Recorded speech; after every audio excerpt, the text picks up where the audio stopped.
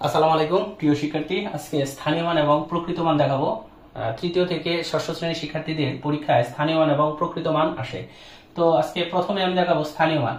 তো দেখো স্থানীয় মান কিভাবে বের করতে হয়, খুব সহজে। দেখো আমরা যদি বলি এখানে 4 এর স্থানীয় মান কত, তাহলে আমরা এই 4 এর সোজা 4 লিখবো। লেখার পরে 4 এর ডানে যতগুলো অঙ্ক রয়েছে ততগুলো শূন্য বসাবো।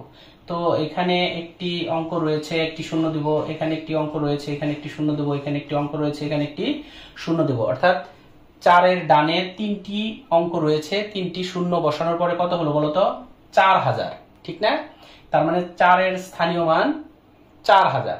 এরপর আমি যদি বলি যে 9 এর স্থানীয় মান, আমরা 9 এর স্থানীয় মান যদি বের করতে চাই তাহলে 9 সোজা এই 9টা লিখবো। লেখার পরে 9 এর ডানে কয়টি অঙ্ক রয়েছে? একটি, তাহলে একটি শূন্য দিলাম। তাহলে 9 এর স্থানীয় মান কত? 90। এরপরে যদি বলি 7 এর স্থানীয় মান কত? 7 সোজা এখানে 7 লিখবো। 7 এর ডানে কয়টি অঙ্ক রয়েছে? 2টি, তাহলে 2টি শূন্য দেব। 7 এর স্থানীয় মান কত? 700।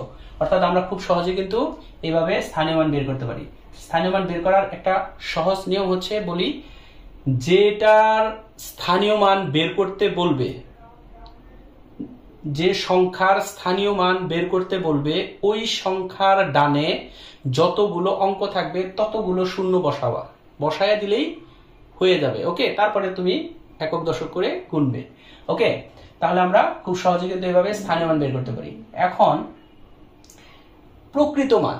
প্রকৃত মান কিভাবে আমরা বের করব?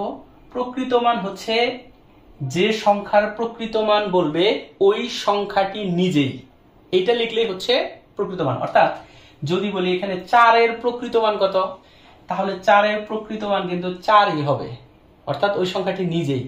2 এর প্রকৃত মান যদি বলে, তাহলে 2 এর প্রকৃত মান 2ই হবে, ওই সংখ্যাটি নিজেই হবে। 7 এর প্রকৃত মান 7ই হবে। অর্থাৎ প্রকৃত মান হচ্ছে যে সংখ্যাটি বলবে ওই সংখ্যাটি